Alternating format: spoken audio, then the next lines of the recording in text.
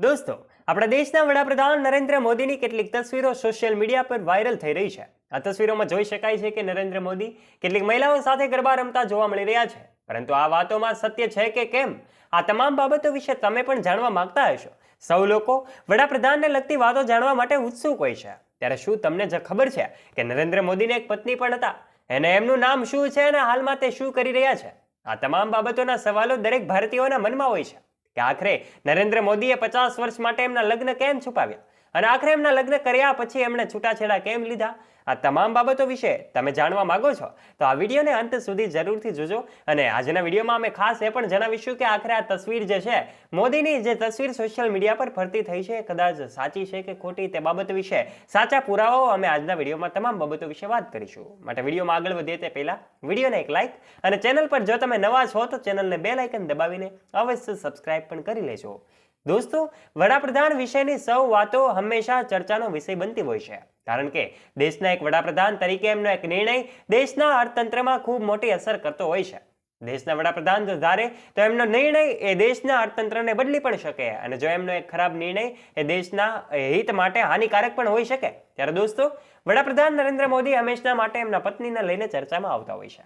એમના પત્નીનું નામ છે જશોદાબેન મોદી. જશોદાબેન હાલ નિવૃત્ત શિક્ષક તરીકેની પોતાની ભૂમિકા ભજાવી રહ્યા છે, અને હાલમાં તે એક બાંસવાડા જિલ્લામાં એમનું એક નાનકડા એવા ઘરમાં તેમના ભાઈઓ સાથે એમનું જીવન પસાર કરી રહ્યા છે. વાત છે આજથી 60 થી 70 વર્ષ પહેલાની, કે જ્યારે નરેન્દ્ર મોદીએ પોતે બાળ લગ્ન કર્યા હતા અને બાળપણમાં જ એમના લગ્ન જશોદાબેન સાથે કરાવી દેવામાં આવ્યા હતા. 4 વર્ષ સુધી આખરે એમના લગ્ન ટક્યા હતા, અને પછી નરેન્દ્ર મોદીએ દેશ સેવાને મહત્વ આપ્યું હતું અને દેશ સેવા માટે પોતાની પત્નીનો ત્યાગ કરવાનો નિર્ણય લીધો હતો.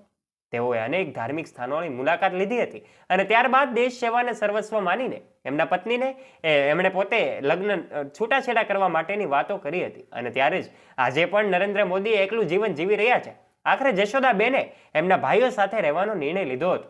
જશોદાબેને એક ઇન્ટરવ્યુમાં જણાવ્યું હતું કે નરેન્દ્ર મોદી આજે ભલે તેમની નજીક ન હોય, પરંતુ આજે પણ જશોદાબેન એમના પૂજા કરે છે અને એમના પતિ માટે અનેક વ્રતો કરે છે. ત્યારે આ નરેન્દ્ર મોદી પ્રત્યેની જશોદાબેનની લાગણી આજે પણ અકબંધ રહી છે.